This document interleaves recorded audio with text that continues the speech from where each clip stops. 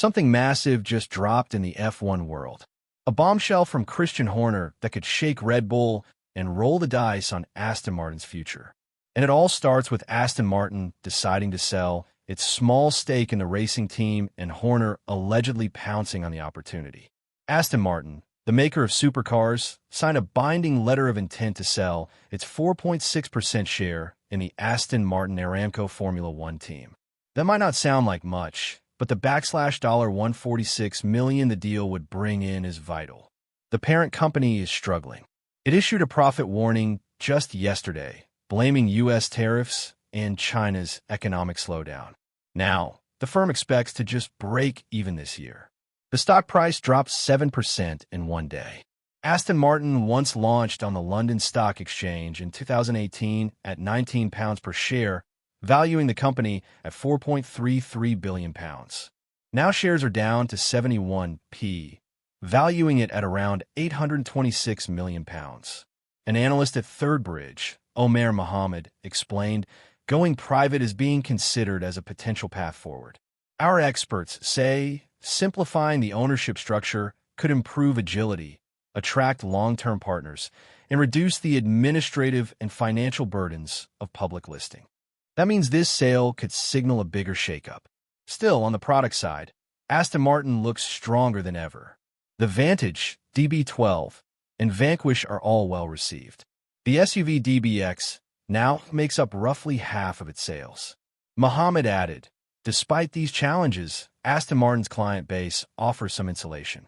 Buyers in the ultra-luxury segment tend to be less sensitive to inflation and economic cycles, giving the company more pricing flexibility." Meanwhile, the racing team's value has skyrocketed. When Aston Martin sold this minority stake, the team was valued at a stunning $3.2 billion. That's up from around $2.6 billion in a deal just a year earlier, about a 23% jump. It reflects big investments. The team rescued Force India in 2018. Billionaire Lawrence Stroll poured in cash. Adrian Newey joined as chief technical guru, and they now have top-notch wind tunnel facilities at Silverstone, all framed against F1's booming global popularity. So what's Christian's part in this explosive mix? The former Red Bull boss, ousted in early July, is now in the betting markets with Aston Martin listed as 7-4 favorites to hire him should he return to F1. That's after Ferrari lost ground when Fred Vasseur signed an extension. His chances at Maranello drifted out to 10-1. Odds now put Cadillac entering in 2026 at 9-2, Alpine at 16-5, and Williams at 6-1. Long shots include Mercedes and McLaren at 33-1. Racing Bulls, Red Bull's junior team, way back at 150-1. An Aston Martin spokesperson said a reunion with Adrian Newey at Aston Martin is the most likely option for Horner at odds of 7-4. Let's pause. Here's the twist blowing through F1. Horner possibly joining the very team whose public parent company is trying to simplify and cash out just a sliver of its ownership. If Horner moves over, that binds him to a team under a fresh minority owner who just financed a step up in valuation from $2.6 billion to $3.2 billion. That's huge. But there's more. Aston Martin's real goal is shifting their structure, maybe going private. Removing itself from the London Stock Exchange would let the racing team stand alone and could pave the way for outside investment. That changes everything. Horner's bombshell isn't just that he might join. It's that he might join just as the team catches up, repositions itself, gains value, and turns private. It's the kind of future twist that changes narratives. If Aston Martin does go private, as analyst Owen Muhammad speculated, then who's buying in?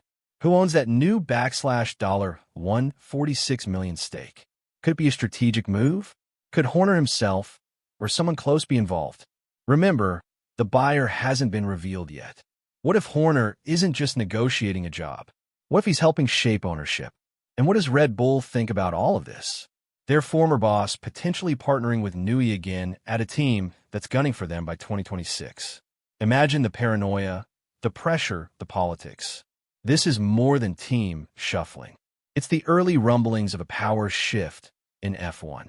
When Fred Vasseur signed with Ferrari, everyone assumed the silly season was over. But Horner's silence and Aston's sudden financial chess moves suggest we're only just getting started.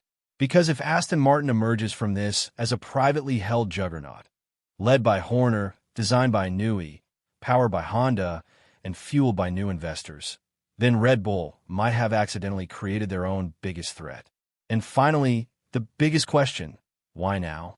Why would Aston Martin sell that stake, signal potential delisting, and plan around Newey's 2026 car, all in the exact window where Horner is free? Unless, of course, something bigger is already in motion. This isn't just about Christian Horner leaving Red Bull. It's about the moment he chose to drop his bombshell. Because in this game, timing is everything. So, we leave you with this. What if Horner isn't just preparing for a comeback? What if he's been building it all along? Comment below. Do you think Horner is behind the new Aston Martin power play? Are we witnessing the birth of a new F1 super team? Or just another twist in the wild world of Formula One? Either way, the road to 2026 just got a lot more dangerous. Stay tuned, because the real war hasn't even started yet.